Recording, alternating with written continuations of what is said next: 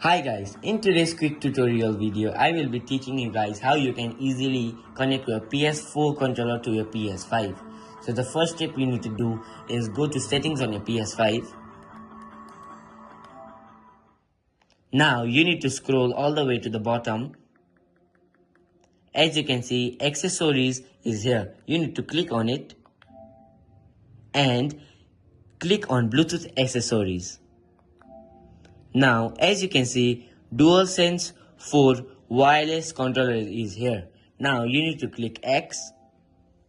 As you guys can see, I have the PS4 controller. Now, you need to press on the PS button.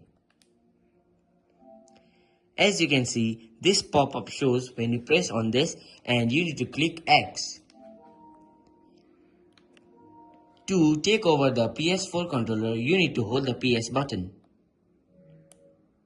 As you can see, PS4 controller is now fully connected to our PS5. This much for today's video. I hope this video was helpful for you. Thank you so much for watching.